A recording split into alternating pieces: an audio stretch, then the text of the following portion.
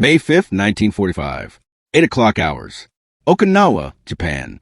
The cliff face rose 400 feet straight up, a wall of jagged volcanic rock and coral that American soldiers had nicknamed Hacksaw Ridge, because it looked like the teeth of a saw cutting into the sky. At the top of that cliff, Company B of the 77th Infantry Division was fighting for their lives against entrenched Japanese forces who had turned the summit into a fortress of machine gun nests, mortars, and interconnected tunnels. The Americans had been trying to take Hacksaw Ridge for 2 weeks. Every assault had been thrown back. Hundreds of casualties. Dozens dead. The Japanese had the high ground, unlimited ammunition, and orders to fight to the death.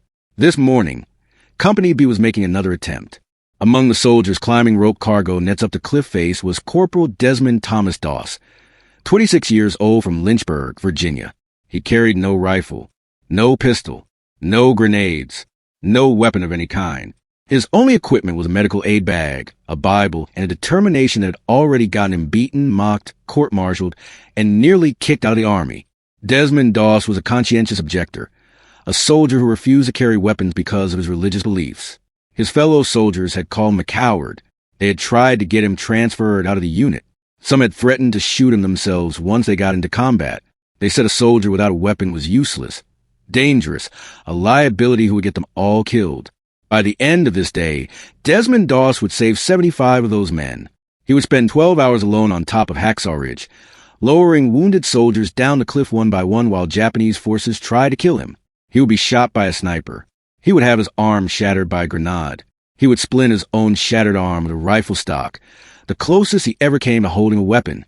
And 6 months later, President Harry Truman would place the Medal of Honor around Desmond Doss's neck, making him the first conscientious objector in American history to receive the nation's highest military decoration. This is the story of Hacksaw Ridge, the battle where a pacifist became a hero, where faith and courage proved they could coexist, and where one unarmed man saved more lives in a single day than most combat medics saved in an entire war.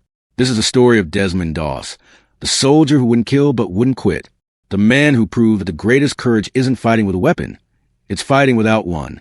To understand why Desmond Doss refused to carry a weapon, you must understand what shaped him as a child. Desmond Doss was born on February 7, 1919, in Lynchburg, Virginia, a small city in the Blue Ridge Mountains.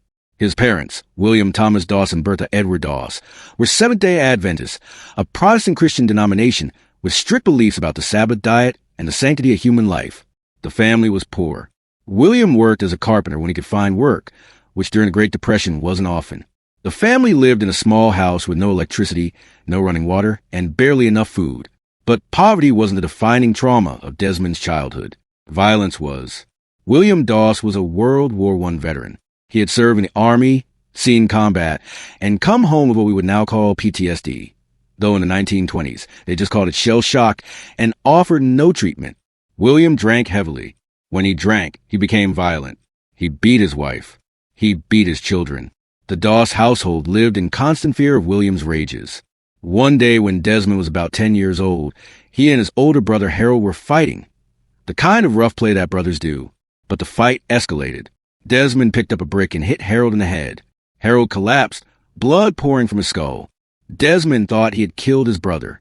Harold survived, barely, but the incident traumatized Desmond permanently. He had nearly killed his own brother. The realization that he was capable of taking a life terrified him. From that day forward, Desmond became obsessed with the sixth commandment. Thou shalt not kill. The Doss family had a frame poster on the wall, a depiction of the 10 Commandments with illustrations showing what each commandment meant. The illustration for thou shalt not kill showed Cain killing Abel. Desmond would stare at that picture for hours, thinking about Harold, thinking about violence, thinking about how easy it was to take a life and how impossible it was to give it back. The other defining incident came when Desmond was a teenager. His father came home drunk one night and began beating his mother. This time, William pulled out a pistol and threatened to kill her. Desmond's mother ran. William chased her. Desmond, 16 years old, followed his father and convinced him to hand over the gun. Then Desmond took the pistol, walked to the police station, and turned his father in. The police released William a few hours later. But Desmond had learned something. Violence solved nothing. His father's violence had destroyed the family. Desmond's own violence had nearly killed his brother. The only answer, the only way to break the cycle, was to refuse violence entirely. When Desmond graduated high school in 1937, he took a job at a lumber mill, then at a shipyard. He was a good worker, reliable, honest, strong. He attended church every Saturday. Seventh-day Adventists observed the Sabbath on Saturday, not Sunday. He dated a girl named Dorothy Schutte, a fellow Adventist he met at church. Life was simple, peaceful, predictable. Then came December 7th, 1941. The Japanese attack on Pearl Harbor changed everything. Within days, America was at war. Young men across the country were enlisting. Desmond felt the same patriotic pull. He loved America. He wanted to serve his country. But he also believed, absolutely and without compromise, that killing was wrong. Desmond faced a problem. How do you serve in a war without killing? The answer was to become a combat medic, a soldier whose job was to save lives, not take them. Combat medics carried medical supplies, treated wounded soldiers under fire, and evacuated casualties from battlefields. They wore Army uniforms, went through the same training as combat soldiers, deployed to the same combat zones. But medics were non-combatants under the Geneva Convention. They weren't supposed to carry weapons. They were supposed to be protected. Though in practice, enemy forces often shot medics anyway. Desmond enlisted in the Army on April 1st, 1942. He was 23 years old. On his enlistment papers, where it asked if he was willing to bear arms, Desmond wrote no. He classified himself as a conscientious objector, someone whose religious beliefs prevented them from killing. The problem was that Desmond didn't want to be a full conscientious objector. Full conscientious objectors were exempt from military service entirely. They served in non-combat roles, medical units, construction, forestry. Desmond wanted to serve in combat. He just didn't want to carry a weapon. He wanted to be a combat medic in a frontline infantry unit, going into battle alongside riflemen, but carrying medical supplies instead of a rifle. The Army didn't know what to do with Desmond Doss. Desmond was sent to Fort Jackson, South Carolina, for basic training with the 77th Infantry Division in April 1942. Basic training was designed to turn civilians into soldiers. It included marksmanship training, bayonet training, grenade training, hand-to-hand combat, all the skills needed to kill enemy soldiers efficiently. Desmond refused to participate in weapons training. When the drill sergeants ordered him to pick up a rifle, he refused. When they ordered him to practice bayonet drills, he refused. When they told him he was going to rifle range, he said he would go but wouldn't fire.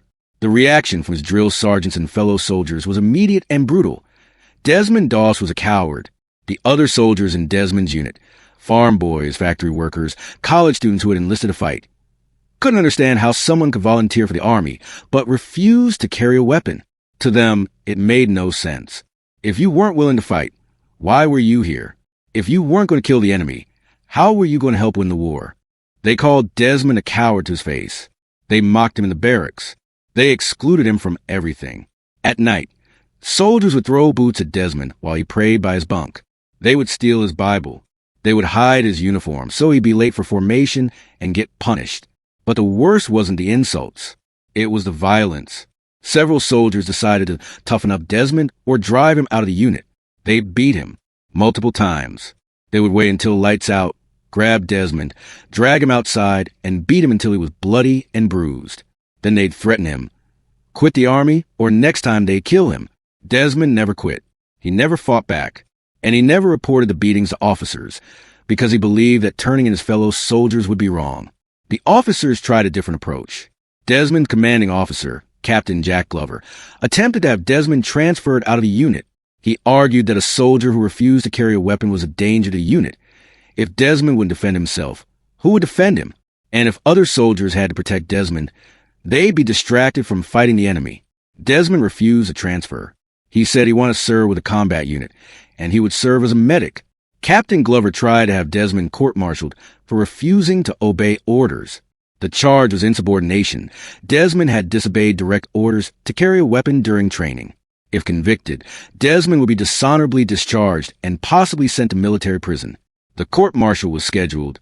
Desmond faced the end of his military service before he ever reached combat. But Desmond had an unexpected ally, his father, William Doss, the violent alcoholic who had traumatized Desmond as a child, intervened. William had connections with a World War I veteran who was now an officer. William contacted that officer and explained that his son was being court-martialed for religious beliefs. He argued that America was supposed to protect religious freedom, not punish it. The court-martial was canceled. The Army decided that Desmond could serve as a combat medic without carrying a weapon, but only if he agreed to serve in a combat infantry unit, not a safe medical unit. If Desmond wanted to be in combat so badly, he'd get his wish. Desmond agreed immediately. By early 1944, Desmond had completed medic training. He knew how to treat gunshot wounds, shrapnel wounds, burns, fractures, shock. He knew how to stop bleeding, administer morphine, apply tourniquets, evacuate casualties. He was a trained combat medic, one of the best in the 77th Division, according to his instructors. But his fellow soldiers still didn't trust him. They still called him a coward. They still believed he would get them killed. In April 1944, the 77th Infantry Division shipped out to the Pacific Theater. Their destination, Guam. The 77th Division arrived at Guam in July 1944. The island had been occupied by Japanese forces since December 1941. American forces launched an invasion to recapture it. The 77th Division's role was to secure the southern part of the island, rugged terrain covered in jungle, cliffs, and caves where Japanese soldiers were dug in. For Desmond Doss, Guam was his first real combat. The fighting on Guam was brutal. Japanese soldiers fought from hidden positions, sniper nests in trees, machine gun bunkers concealed in undergrowth, mortar teams that would fire and disappear before American forces could locate them. Casualties were constant. Every patrol, every advance resulted in wounded men screaming for medics.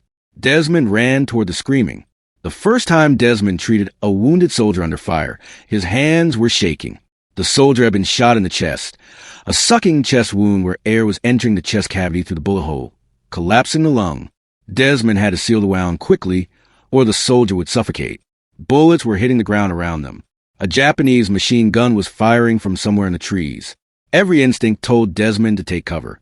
Instead, he knelt next to the wounded soldier, opened his medical bag, pulled out a field dressing, and sealed the chest wound. The soldier's breathing stabilized. Desmond dragged him back to cover, then ran forward again because another soldier was calling for a medic. By the end of the first week on Guam, Desmond had treated dozens of wounded soldiers. He worked under fire constantly. He ran to machine gun fire to reach wounded men. He crawled through sniper-infested jungle to evacuate casualties. He stayed with dying men, holding their hands, praying with them, refusing to leave them alone. And the soldiers who called him a coward began to change their minds. One soldier later said, "I saw Doss run to machine gun fire get to a wounded guy. No weapon, no way to defend himself. Just ran straight into it because someone needed help. I realized I had been wrong about him. He wasn't a coward. He was braver than any of us." Another said, "We all had rifles. We could shoot back if someone shot at us. Doss had nothing. He was completely defenseless, and he still ran toward the fighting. That's not cowardice. That's something else entirely." Captain Jack Glover, the officer who tried to court-martial Desmond, later admitted, "I didn't think he would last a week. I thought he'd get himself killed or get someone else killed. I was wrong. Doss was one of the best soldiers I ever commanded." By the time the 77th Division secured Guam in August 1944, Desmond had earned the respect of his unit. They no longer called him a coward. They called him the medic, or just Doss, with a tone of respect they hadn't used before. But Guam was just the beginning. In October 1944, the 77th Division deployed to Leyte in the Philippines. The invasion of Leyte was part of General Douglas MacArthur's campaign to liberate the Philippines from Japanese occupation. The fighting was even more intense than Guam. Larger Japanese forces, better defensive positions, more casualties. Desmond treated hundreds of wounded soldiers on Leyte. He worked 20-hour days, running from casualty to casualty, never sleeping, barely eating. He lost weight. He developed malaria but refused evacuation. He said the unit needed medics more than he needed rest. One incident on Leyte became legendary in the 77th Division. The unit was advancing through dense jungle when they were ambushed by a Japanese machine gun position. Multiple soldiers were hit in the initial burst of fire. The rest of the unit took cover and returned fire, but the wounded men were lying in the open, exposed to continued fire. Desmond ran into the kill zone.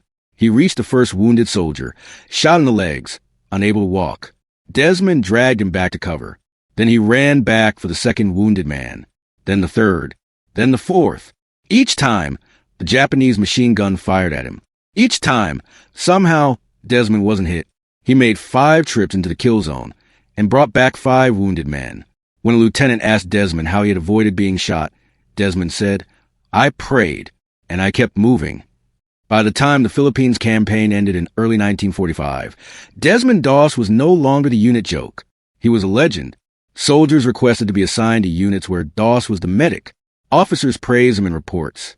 He had proven that a conscientious objector could be a combat soldier, not despite refusing to carry a weapon, but because he refused to carry one.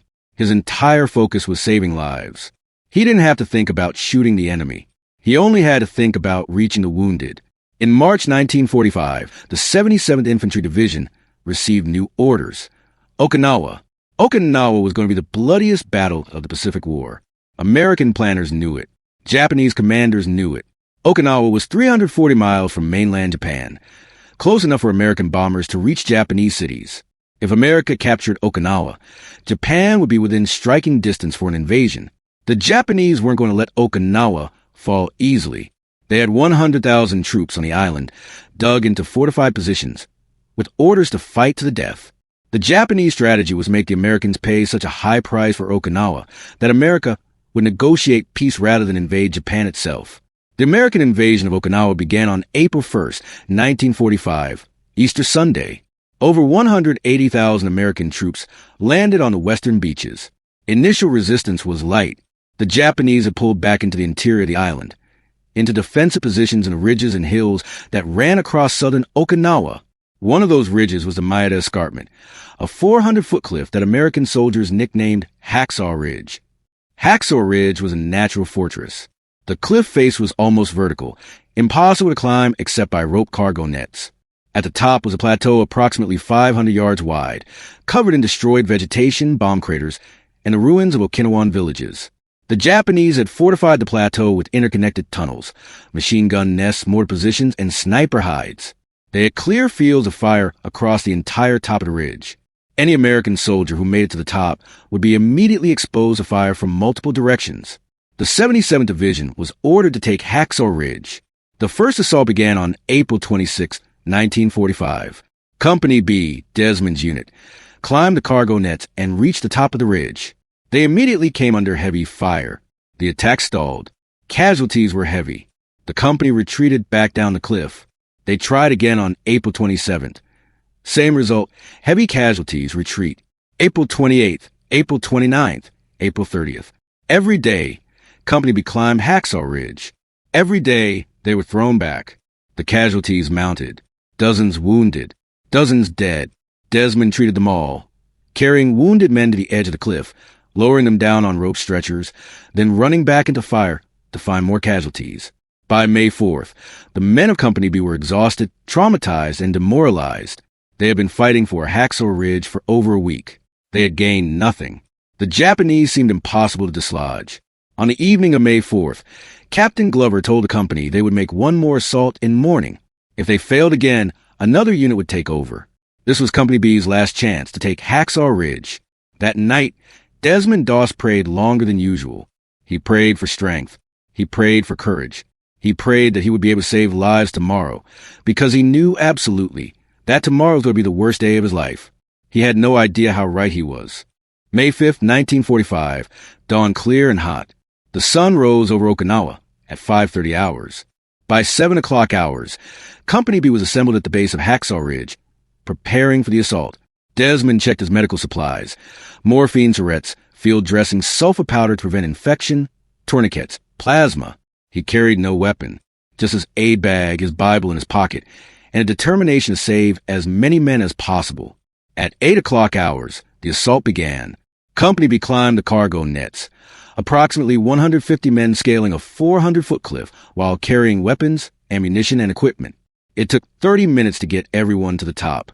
When the last man crested the ridge, the company formed a skirmish line and began advancing across the plateau toward the Japanese positions. They made it approximately 100 yards before the Japanese opened fire. Machine guns from multiple positions, mortar shells exploding across the plateau, rifle fire from snipers hidden in rubble. The Americans hit the ground, taking cover in bomb craters and behind destroyed walls.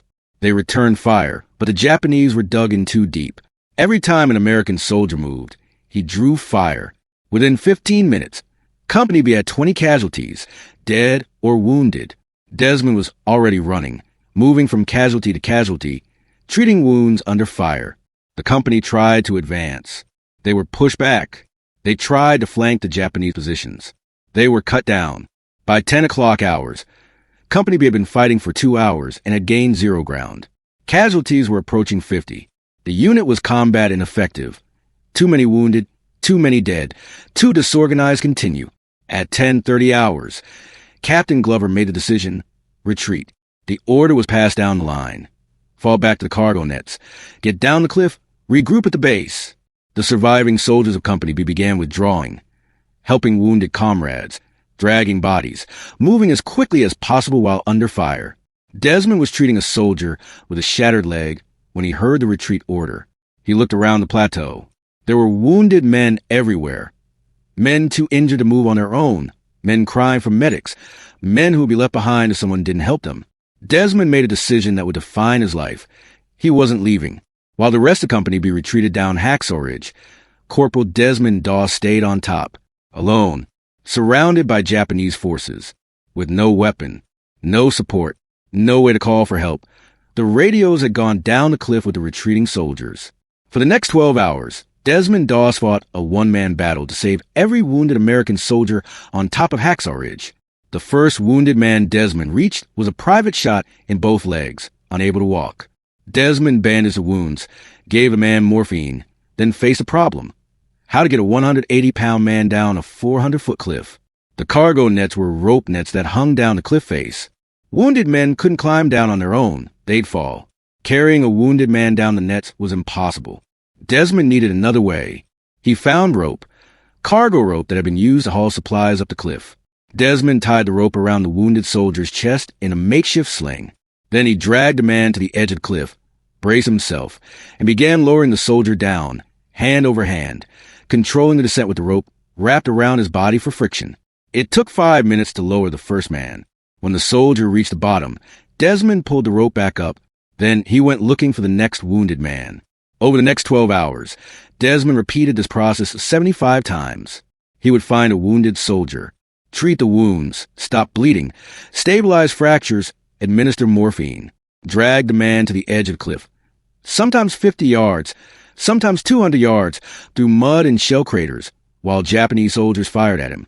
Lower the man down with the rope sling. Pull the rope back up. Find the next wounded man. Each rescue took 15 to 30 minutes. Some wounded men were unconscious, dead weight that Desmond had to drag. Some were delirious from pain, fighting Desmond, not understanding he was trying to help. Some were so badly wounded that Desmond wasn't sure they'd survive the trip down the cliff. Desmond saved them anyway. The Japanese knew there was an American soldier still on top of Hacksaw Ridge. They could see Desmond moving around, dragging wounded men, lowering them down the cliff. They shot at him constantly. Machine gun fire, rifle fire, mortar shells, grenades thrown from nearby positions.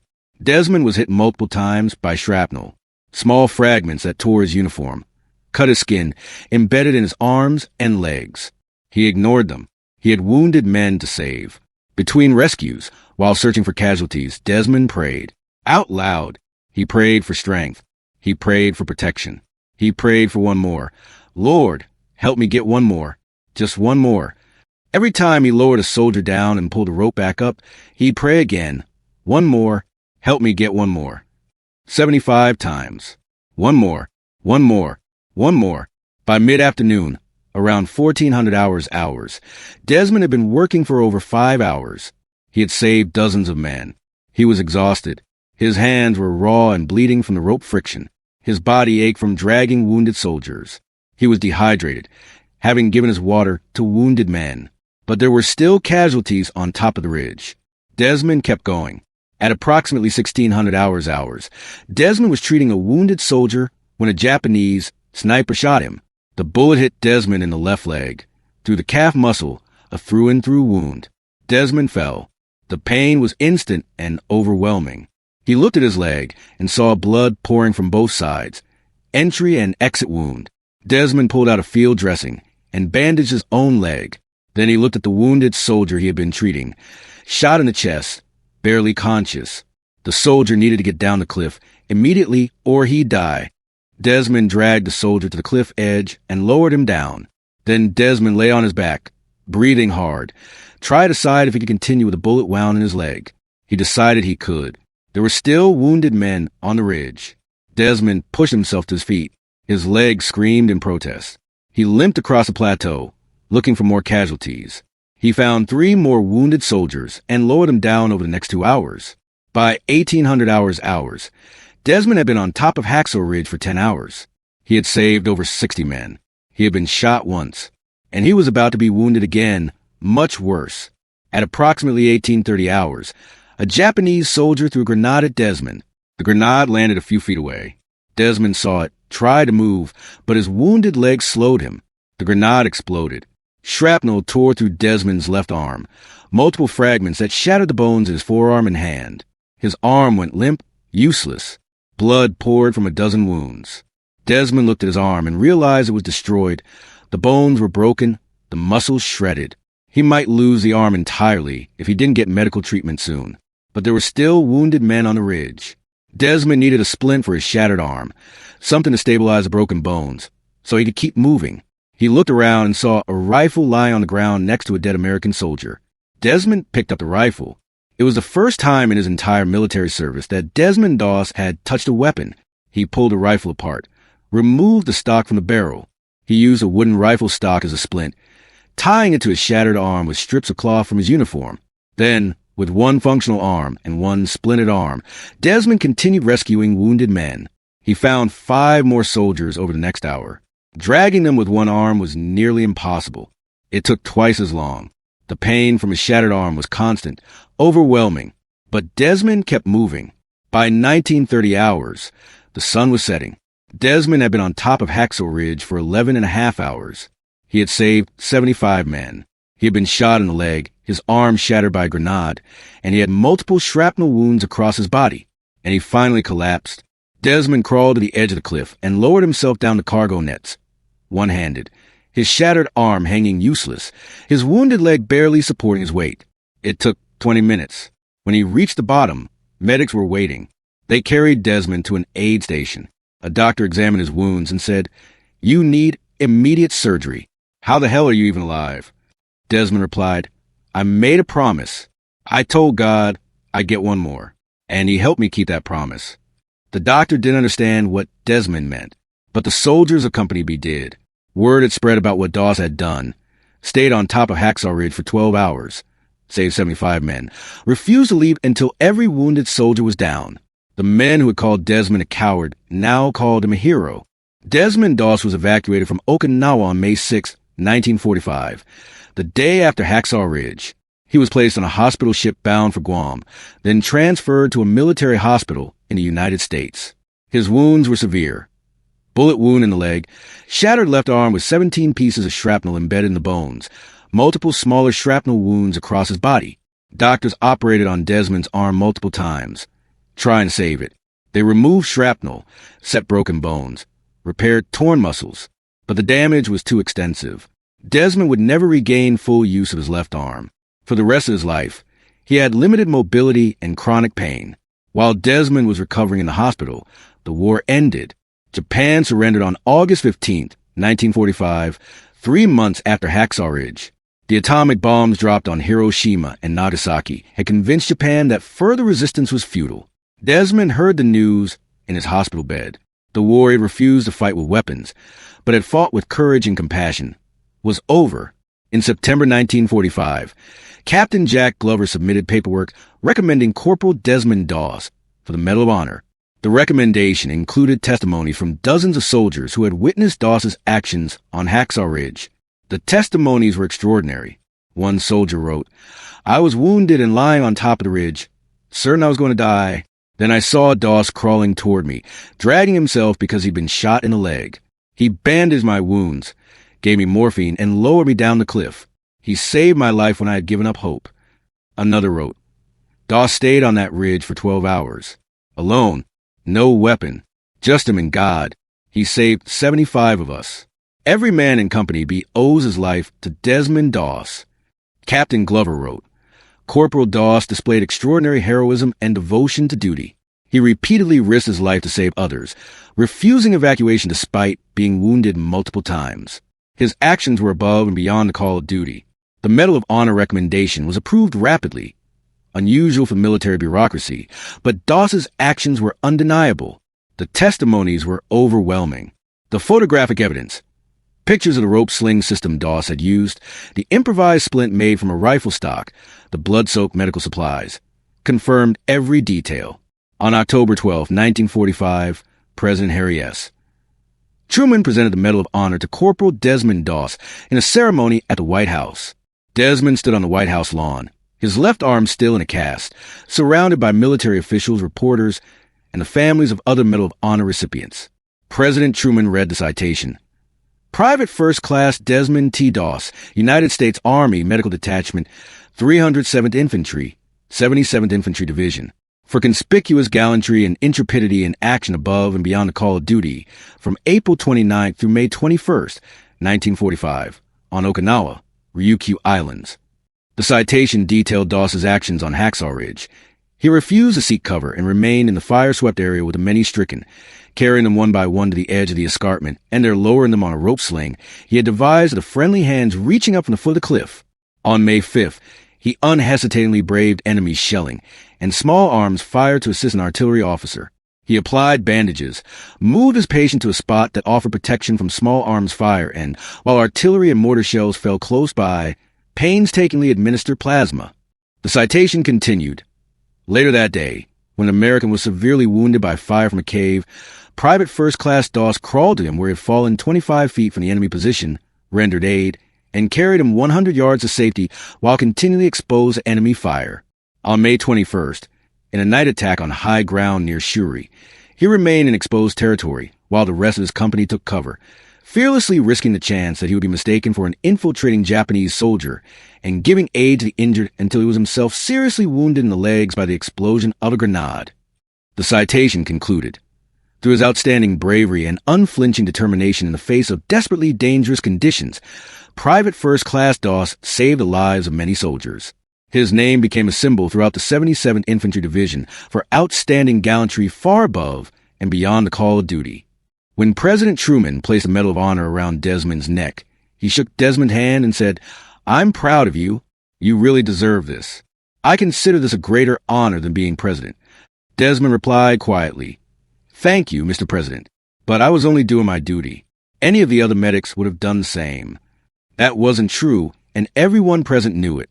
What Desmond had done on Hacksaw Ridge was unprecedented. No other medic had saved 75 men in a single day. No other medic had stayed alone on a battlefield for 12 hours, while wounded. No other conscientious objector had proven so completely that refusing to carry a weapon didn't mean refusing to fight. Desmond Doss became the first conscientious objector in American history to receive the Medal of Honor. He would remain the only one until the Vietnam War, when Thomas Bennett and Joseph LaPointe, both medics and conscientious objectors, received the Medal of Honor posthumously. But Desmond's war wasn't over. His body was, but the battle continued in hospitals. After the White House ceremony, Desmond returned to military hospitals for continued treatment. His arm required additional surgeries. The bullet wound his leg, had become infected despite treatment, and Desmond developed a new problem, tuberculosis. Tuberculosis was a bacterial lung infection that was common in the 1940s before effective antibiotics existed. Desmond had contracted TB at some point during the war, possibly in the crowded hospital ships, possibly from a wounded soldier he had treated. By early 1946, the TB was severe. Treatment for tuberculosis in 1946 was brutal. Doctors removed part of Desmond's left lung, 5 ribs on his left side to allow the remaining lung tissue to rest and heal. The surgery left Desmond permanently weakened. He could no longer do physical labor. He had difficulty breathing. He lost significant weight, dropping to under 100 pounds at one point. Desmond spent 5 years in and out of VA hospitals, recovering from TB and the complications from his war wounds. Dorothy Schutte, the girl he had been dating before the war, waited for him. They had gotten engaged before Desmond shipped out to the Pacific. Dorothy visited him in hospitals whenever possible, wrote him letters constantly, and refused to give up on him even when doctors said Desmond might not survive. In August 1946, while Desmond was still hospitalized. They married in a small ceremony at the hospital. Dorothy wore a simple dress. Desmond wore his hospital pajamas because he couldn't fit into his uniform with all the bandages. The ceremony was conducted by a Seventh-day Adventist minister. Desmond's Medal of Honor sat on the bedside table. Dorothy later said, "I didn't marry the Medal of Honor. I married Desmond. The man I loved was still the same quiet, kind person he'd always been. The medal didn't change who he was." By 1951, Desmond was finally released from VA hospitals. He and Dorothy settled in Rising Fawn, Georgia, a small town in the northwest corner of the state. They bought a small farm, just a few acres where Desmond could raise vegetables and Dorothy could keep chickens. Desmond was permanently disabled. He couldn't work a regular job. He lived on his military disability pension and occasional speaking engagements. The disability wasn't just physical. Desmond suffered from what we would now call PTSD, post-traumatic stress disorder. He had nightmares about Hacksaw Ridge, about the wounded men he couldn't save, about the sounds of men dying. He would wake up screaming. He would hear explosions that weren't there. He struggled with guilt, survivor's guilt, wondering why he had lived when so many others had died. But Desmond refused psychiatric treatment. In the 1950s, mental health care for veterans was minimal and stigmatized. Desmond dealt with his trauma through faith, prayer, Bible study, attending church every Saturday. He believed that God had a purpose for keeping him alive, and that purpose was to tell his story. Over the next 50 years, Desmond spoke at churches, schools, veteran organizations, and military bases. He spoke about Hacksaw Ridge, about faith, about the power of conviction. He never bragged. He never claimed to be special. He always said the same thing. "I was just doing my duty. God gave me the strength to do what needed to be done." Desmond and Dorothy had one son, Desmond Thomas Doss Jr., born in 1946. They raised him in the Seventh-day Adventist faith. Desmond Jr. later said, "My father never talked about the war at home. He didn't want to burden us with his experiences, but I knew he was different from other fathers. He was quieter, he prayed more, and he was absolutely committed to nonviolence. He taught me that you could stand up for what was right without violence, that courage and compassion weren't opposites. They were the same thing." Throughout the 1950s, 60s, and 70s, Desmond's story faded from public attention. The Medal of Honor recipients from World War II were celebrated immediately after the war, but as decades passed, their stories were forgotten. Younger generations didn't know who Desmond Doss was. The story of Hacksaw Ridge became a legend within military circles. Medics studied Doss's actions and training, but the general public had never heard of him. That changed in 1998. In 1998, a documentary filmmaker named Terry Benedict learned about Desmond Doss and decided to make a documentary about his story. The documentary, titled The Conscientious Objector, was released in 2004. It included interviews with Desmond, then 85 years old, with survivors from Company B, with military historians, and with Desmond's family. The documentary brought Desmond's story to a new generation. Viewers were shocked that they had never heard of Desmond Doss. How was this story not taught in schools? How was this man not a household name? The documentary caught the attention of Mel Gibson, the actor and director. Gibson had been looking for a World War II story to direct, something that showed heroism without glorifying violence. Desmond Doss's story was perfect, but Desmond Doss never saw the film. He died before production began. On March 23, 2006, Desmond Thomas Doss died at his home in Piedmont, Alabama, at the age of 87. The cause was respiratory failure, complications from the lung damage he had suffered from tuberculosis 60 years earlier. Dorothy had died in 1991 from a car accident. Desmond had remarried in 1993 to Frances Duman, a woman he met through church. Frances was with Desmond when he died. Desmond's funeral was held at the Collegedale Seventh-day Adventist Church in Tennessee. Hundreds attended, veterans, family, church members, people whose lives Desmond had touched through his speaking engagements. Military honors included a 21-gun salute and the playing of taps. Desmond was buried at Chattanooga National Cemetery. The eulogy focused on the same themes Desmond had lived by: faith, courage, compassion, conviction. The pastor said, "Desmond Doss proved that you don't need a weapon to be a warrior. You don't need to kill to be a hero. What you need is courage. Courage to stand by your beliefs even when everyone tells you you're wrong. Courage to run toward danger when every instinct says run away. Courage to save lives when you could save yourself." 10 years later, in 2016, Mel Gibson's film Hacksaw Ridge was released. The film starred Andrew Garfield as Desmond Doss and depicted his life from childhood to the Battle of Hacksaw Ridge. The film was remarkably accurate. Gibson worked closely with Desmond Doss Jr. and with military historians to ensure the details were correct. The battle scenes were intensely violent, showing the reality of combat on Okinawa. But the film's message was clear. Desmond Doss's refusal to carry a weapon didn't make him weak. It made him extraordinary. Hacksaw Ridge was a critical and commercial success. It was nominated for 6 Academy Awards, including Best Picture and Best Director. Andrew Garfield was nominated for Best Actor. The film won 2 Oscars for sound and editing. More importantly, the film introduced Desmond Doss to millions of people who had never heard his story. Viewers left theaters stunned that the story was true. Many couldn't believe that one man had saved 75 people in a single day. Some thought the film had exaggerated the numbers. It hadn't. If anything, the film had understated Desmond's heroism. The actual rescue took 12 hours. The film compressed it into a shorter time frame for dramatic purposes. The actual conditions were even worse than depicted. The heat, the exhaustion, the constant danger. And Desmond's faith was even more central to his actions than the film showed. He prayed constantly during the rescue. Every time he lowered a man down, he prayed for strength to get one more. After the film's release, Desmond Doss became a household name. Schools began teaching his story. The Medal of Honor Society highlighted him as an example of moral courage. The Seventh-day Adventist Church celebrated him as proof that their beliefs about nonviolence were compatible with military service. But perhaps the most meaningful legacy came from the soldiers whose lives Desmond saved. Over the years, many of the 75 men Desmond rescued on Hacksaw Ridge kept in contact with him. They sent him Christmas cards. They invited him to family events, weddings, graduations, baptisms. They introduced him to their children and grandchildren. This is Desmond Doss. He's the reason I'm alive. He's the reason you exist. One survivor, James Doris, said in an interview in 2004, "I was wounded on Hacksaw Ridge. I was lying there, bleeding, thinking I was going to die.